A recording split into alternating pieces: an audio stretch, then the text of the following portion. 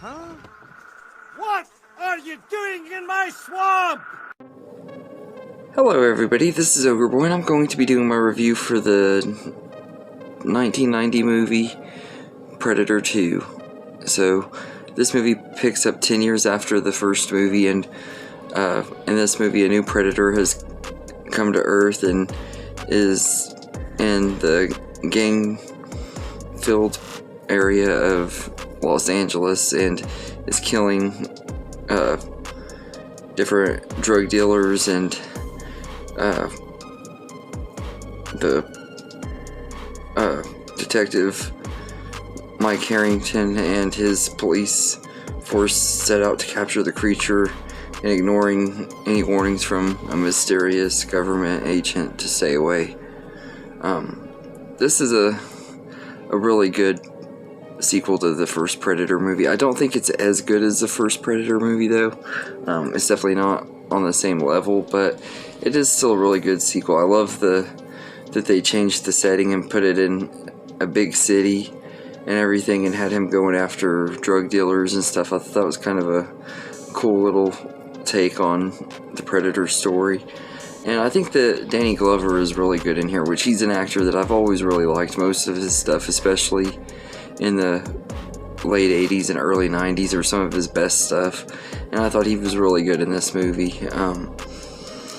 And you got other good cast members too. You got Gary Busey in here, who was pretty good as the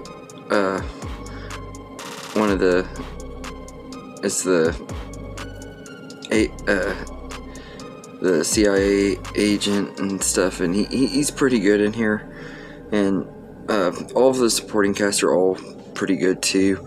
I think that it's got some good action as well. Like there were some really good action scenes, some pretty cool kill scenes too, with the Predator killing a bunch of different people at one time. It looks really cool and different stuff. But I also love how this is also kind of a detective story too, and they kind of take it in the detective route. So it is still a really fun movie. It's definitely not on the same level as fun as that first one though. It isn't able to recapture that first one, and part of it is it just doesn't have the cast like the first one did and everything. And them not being able to get Arnold Schwarzenegger back kind of does take a little bit of a toll on the movie. But like I said, I think Danny Glover is a fine replacement. He does a good enough job and everything.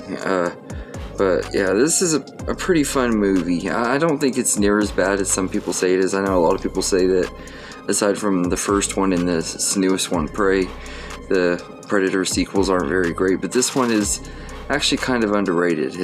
Like I said, it's nowhere near as good as the first, and I think a lot of people went in there expecting more out of it, and it could have been better, but there are some really good moments and stuff. Like I said, the scenes when